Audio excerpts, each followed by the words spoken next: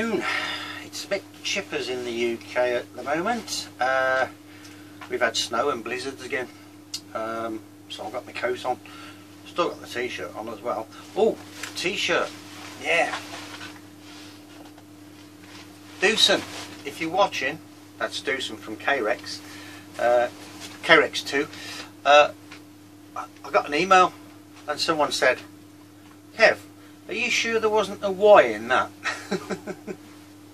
Oh well, there you go. I'm having a new t-shirt made. Reprinted, mate. So that's that bit. We got some video stuff coming up. There's a lot going to be going on. There's a lot of talk about kilns, microwaves and all the rest of it. Because I've been using... I don't use the kiln anymore now. Well, I do at my other place, but not here, because it's all microwave now.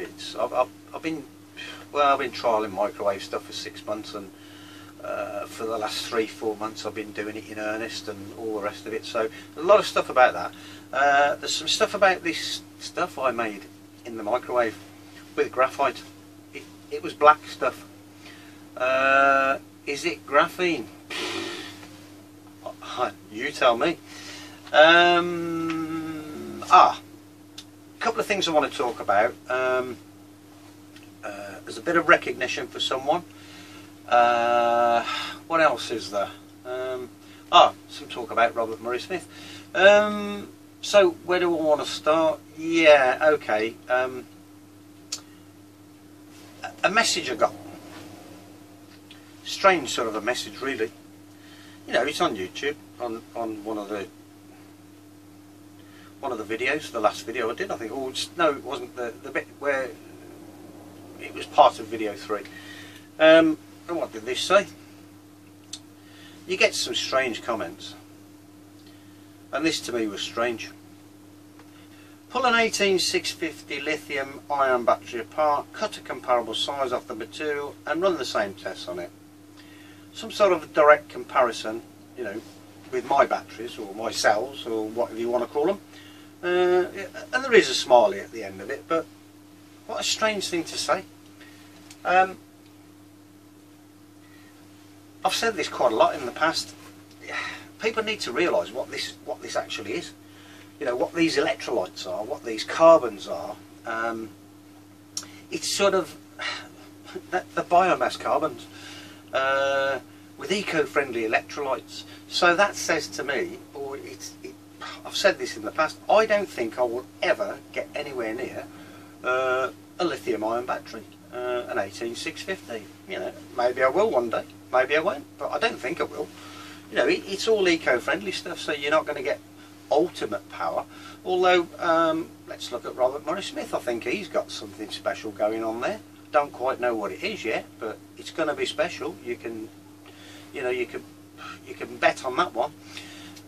So what do I do?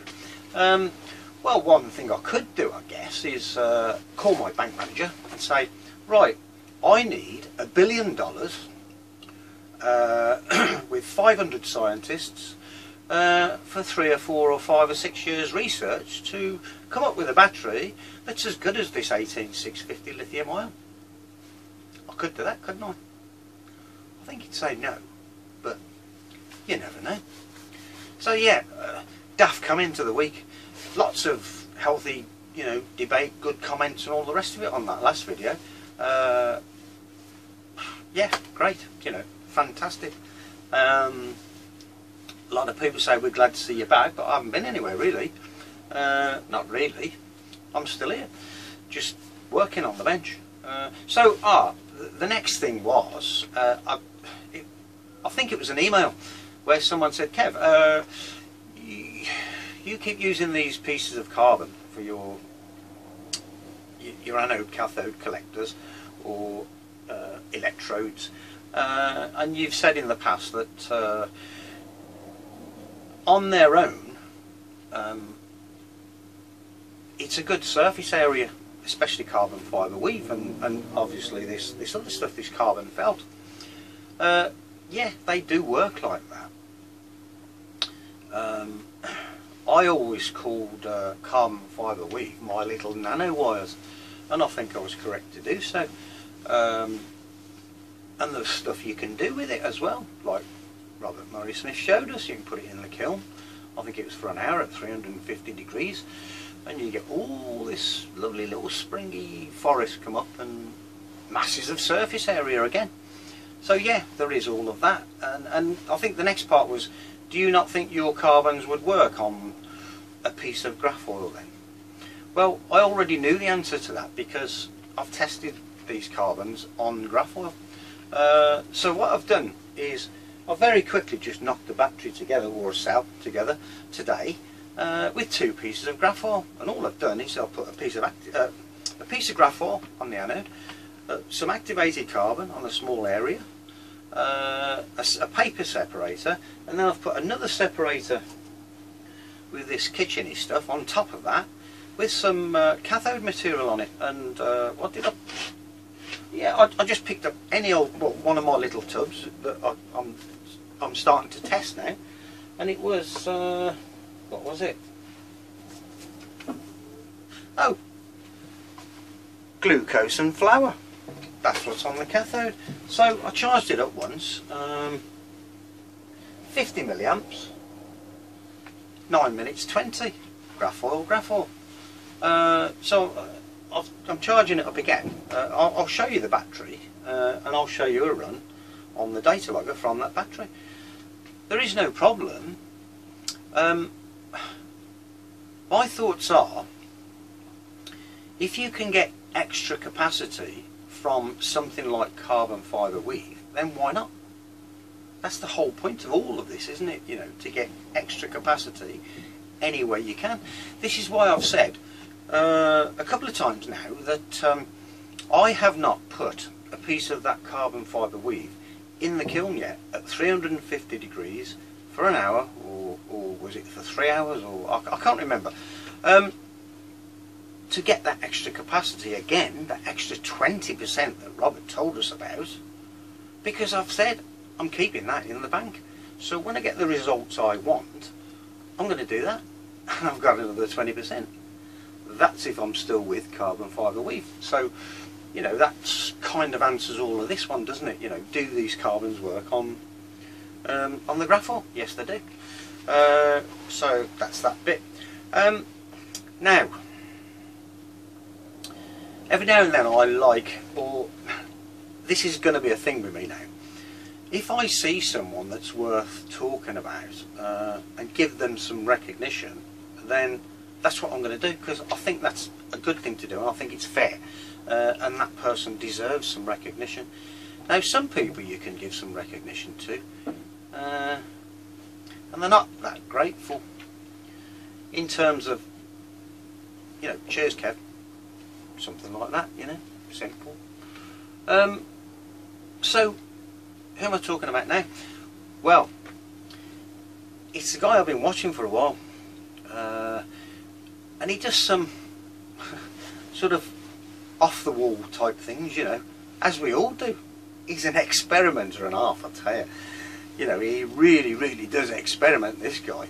I've seen him do all sorts of weird and wonderful things, but what he's done just lately, his last video, well, not his last one, the last but one, yeah, the penultimate one, I looked at that and I thought, do you know what, that is new technology, that is new chemistry. I've never seen that before. Zinc iodine was the technology, the electrolyte, zinc, yeah, that, well, the chemistry I should say. Wow, you know. So who am I talking about? Well, Gerhart at it. I don't even want to say it. That's it. Go across to his YouTube channel and have a little look. You'd be amazed. I was amazed. I watched that video and I looked at the results he got there, and I just thought it was phenomenal. Absolutely out of this world phenomenal. You know, he's created this, and the chemistry, like I say, is just something else. I've never seen it. and I spoke to someone else recently, he's never seen it either, and he knows his stuff, a guy called Peter Middleton. I'm going to be mentioning his name quite a lot in the near future for a lot of reasons. So yeah, have a look at Gerhart, have a look at his work. That's a H, by the way. Eco-Chimalpi, or something like that. I think that's how you say it. Or Eco-Chimalpi, whatever, you know. That's him. Get across to his YouTube channel and have a look at that video. Just amazing. So yeah, recognition wise, we can talk about something else we need to recognise. I spoke about it quite a lot in a previous video and another video before that about Robert's new Indiegogo campaign with all the inks. The website set up now and it's all there ready for sale, all these kits. It's all to do with getting the Twizy up to wherever it is, long way away, long way. Yeah, with the power blade, the paper battery design, powered by paper, it says on the website and all that. Yeah, I mean, it's here now, so I think we all need to support it. You know, I've said this about Robert many times in the past. Who else has given YouTube? I can't think of anyone that's given YouTube such a wealth of knowledge and information and learning and understanding and fun as well. Yeah, fun. You gotta have fun. So I'll be supporting the campaign. I don't know how, because I'm not necessarily going to be buying carbons or an ink or inks, you know, anything like that, because I do it all myself. So, but I will be contributing in some way or another. I just haven't thought about how or why yet. Maybe I could send Robert some decent backup batteries for the Twizy. Sorry, Rob, if you're watching, you know I'm only joking. You can have some fun. It's a thing of the past with some people. They've forgotten how to have fun and have a laugh, you know. I still like to do it because, well, I do. And that's it. So that's about it with the chatting, I think, and all the rest of it. There's a video to come. Have a look at it, and you know, thoughts and comments are always welcome as per usual. So let's get on with this. I'll move that camera down there onto my little stand there in front of the laptop, palm top, and we'll have a look at this this battery or battery cell. That's Grafoil. What more can I say? See you in a minute. Okay, so you can see the curve there. It's almost a straight line, but it is slightly humping towards the battery. But like I said, that was the first charge. 9 minutes 20, as you can see, 50 milliamps. It's on charge now at 3.4 volts. It's slowly coming up to that. I'll show you the battery while it's on charge. Look. There it is. I haven't got my light on today for some reason. That's it. So there's a piece of Grafoil and there's a piece of Grafoil. Now what I've done is I've put that piece of graphite on top. That's titanium, but that's just to collect the current from the Grafoil, because you need something to collect the current from the Grafoil. It's a bit loose, but never mind. It's still going to collect the current. So I mean, for the carbon I've just put on there, not a lot of outgassing. A little bit on that side I've just seen, but you know, nothing major there at all really for the voltage. 3.4 volts. That current's coming down now. The bench is in a bit of a mess. That's what I said was on it. Glucose and flour, and that's what's on the cathode. Nothing else. There is no garlic carbon this time round. It is just glucose and flour, and it's the first one I picked up, like I said. Now I might have overcooked this, I don't know. It's been on charge for quite a while, well, too long actually.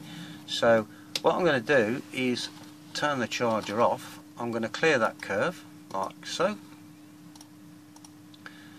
and I'm going to press start anyway, because like I say, I might have overcooked it and I might just have to freshen it up again, I don't know. But is that a good start, bad start? Don't really know. But what I am going to do is, obviously, I'll pause the video, or I might leave it running actually. I think I've got plenty of memory in this phone today. Yeah, I'll do that. And we'll just see what it does. And obviously, when I come to show it, I'll speed it all up and all the rest of it. So there we go then.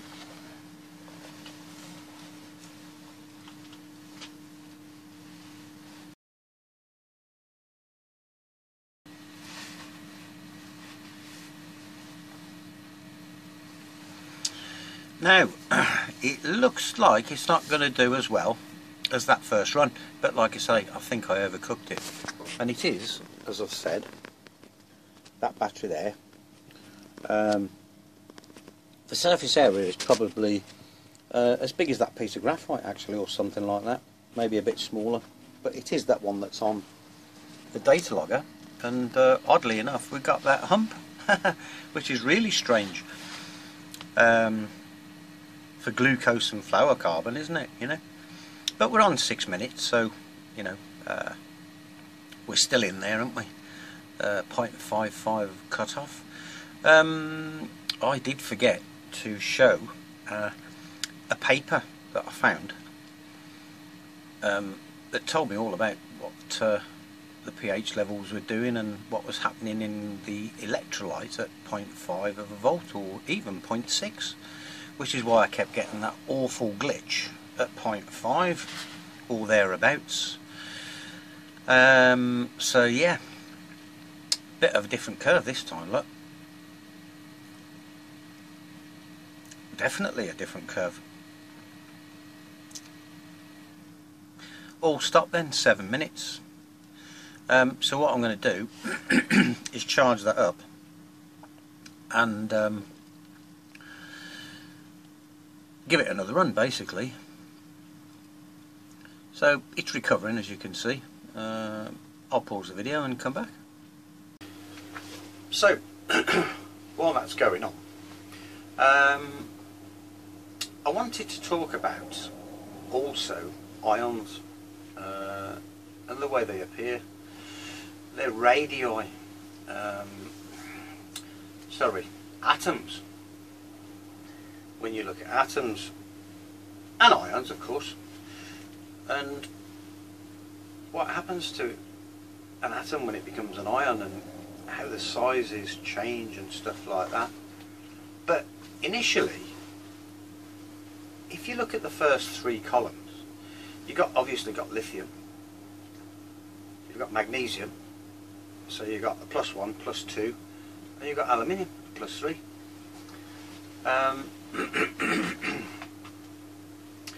I'm not certain yet which is the best one. Well, obviously lithium seems to be, doesn't it? It seems to be, when you look at it, the smallest, especially when you look at this, right? If you look at the size of a lithium atom and a magnesium atom and an aluminium atom, they're all pretty much comparable. Others, sodium and stuff like that, are quite big. So I'm a bit baffled with it at the moment. You know, when you think about that first one, it's going to kick off an electron, the second one is going to fire 2 off, and the third one is going to fire 3 off, isn't it? Is that better or worse? I don't know. It's just something that sprang, you know, just came up in my mind while I was like thinking about this, about the size of these ions, because I can't get away from why it's always lithium. What is good? What is so good about that lithium ion? In terms of, if we just look at the size of it, well, why not magnesium? Why not aluminium? And if you look at the corresponding numbers, you know, they're all very much of a muchness. So I've been delving a bit deeper into this, and I'll let you know what my findings are, hopefully, if I can get to the bottom of it at the time. It's just a thought that cropped up in my mind. Well, some of the things I've just said, you know. 1 electron, 2 or 3.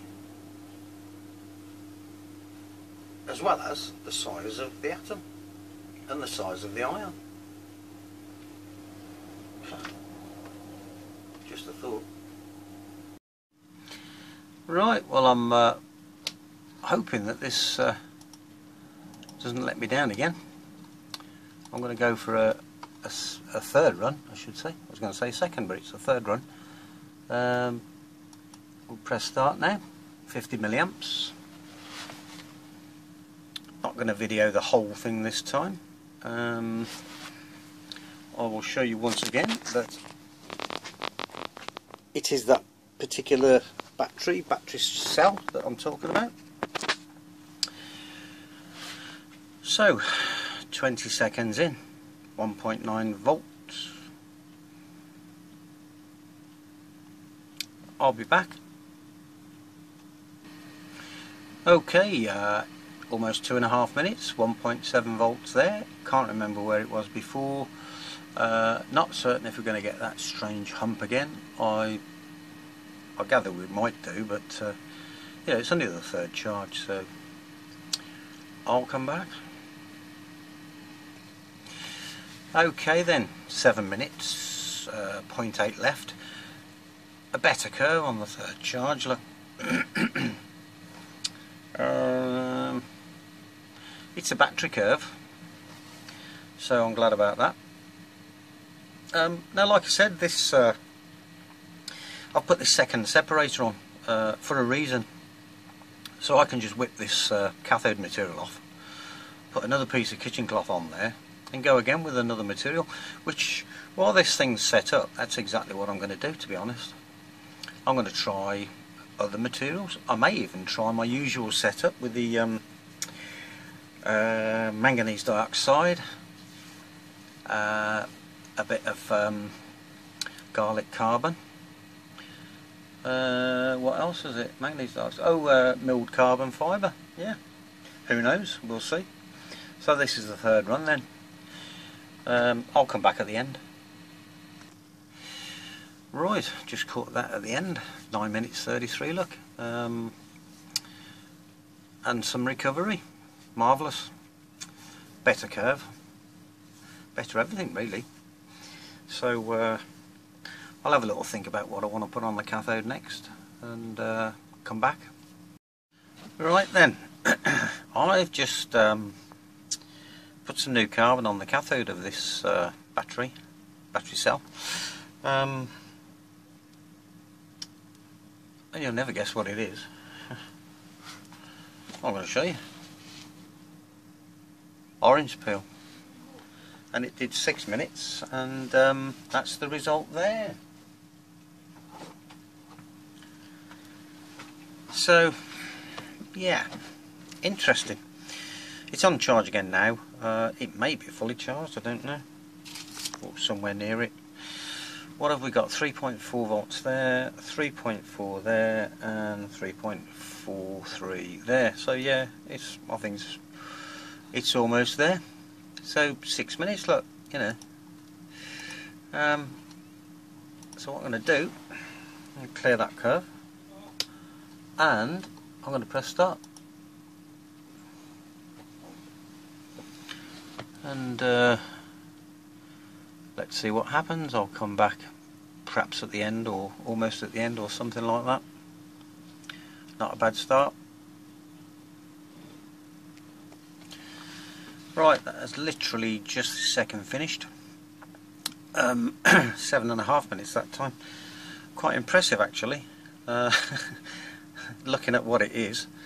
And it is literally just that orange peel carbon there. Now it's carbonised. It measures about 1.5, 1.8 ohms. It is not activated. and I do know for a fact that orange peel does activate quite nicely in phosphoric acid, because I've got the papers, and I'm guessing that's what I'll do with it next. I'll activate it in phosphoric. So we've got a curve which is again just about a battery curve. It was a lovely battery curve on the last run.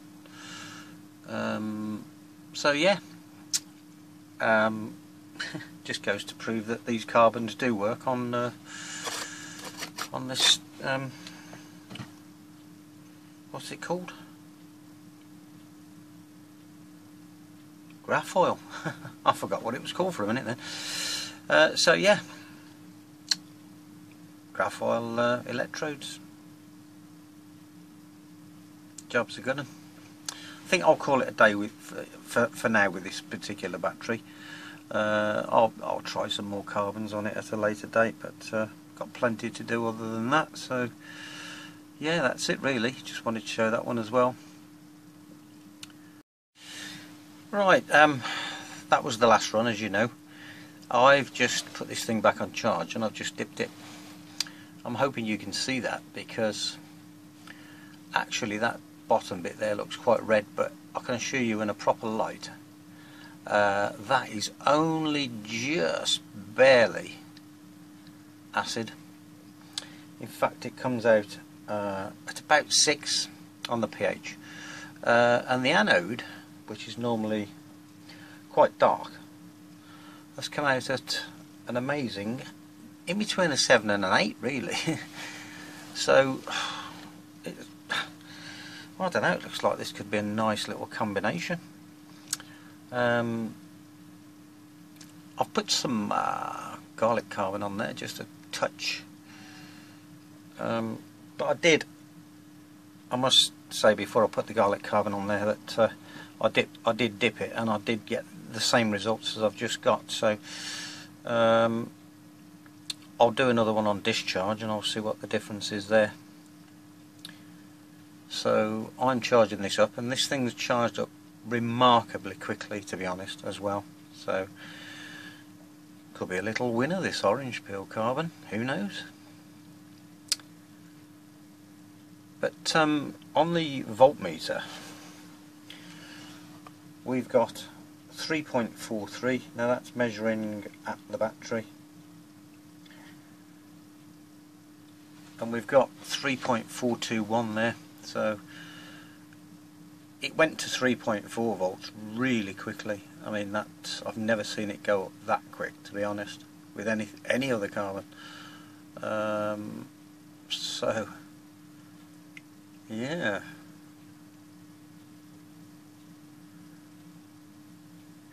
I'm just going to wait for the current to get down another 20 milliamps, and then I shall give this a blast, give it a whirl. Looking interesting, this. Okay, I've just done another dip and we can now see definite changes. This is the new one. That's, you know, borderline 9 now, and that is definitely something like a 3 compared to what we had before. I mean, that's, you know, well, it's almost a 7, to be honest, and the other end, which you can't see now, but that dark bit's carbon, so forget that. There is a line there, and it was kind of a definite 6. So, but it wasn't even as dark as a 6, so there's a definite change. So what I'm going to do is I'm going to do another dip when it's almost discharged as well. So, but what I'm going to do, I will make this the last one now. Those stupid lines come back, so what I'm going to do is turn the camera off and back on again. Okay, I'm going to turn the charger off.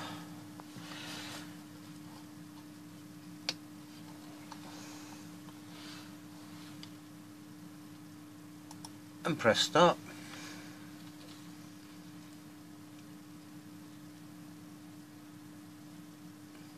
Now,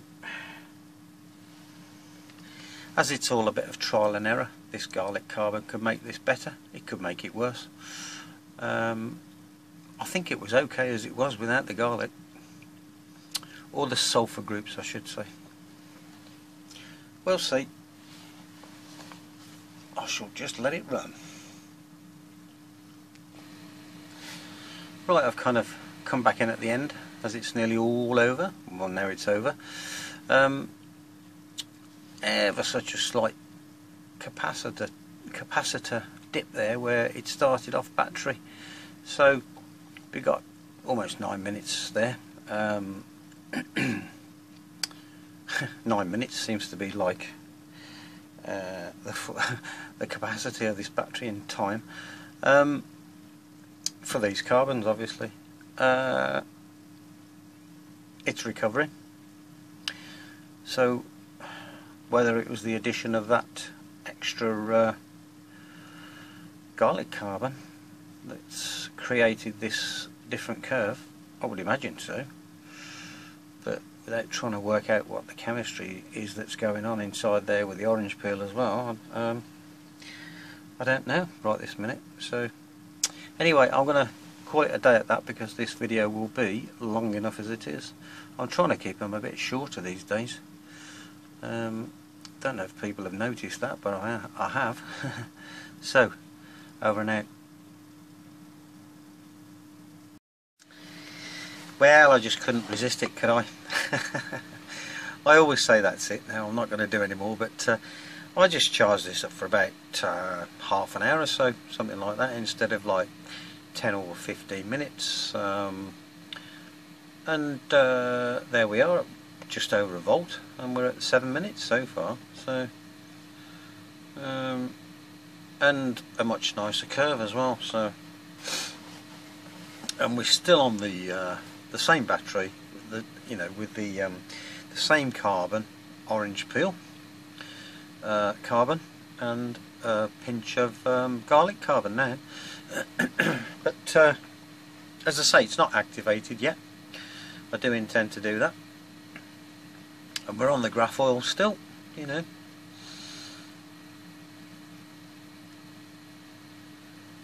So, the voltage at this point is dropping quicker than I'd like, but I think we've got the battery curve. Just depends on what this end bit does now, really. I mean, this is okay, the overall thing, but we'll see. Now, in all honesty, what I wanted from this was to get over the 10-minute mark, and we've done that, and we've got a better curve. So actually I can't wait to activate this orange peel now and see how we get on then. I'm going to activate it with phosphoric acid because the paper I read called for phosphoric acid, so that's what I'm going to activate it with. I'm quite intrigued with this orange peel.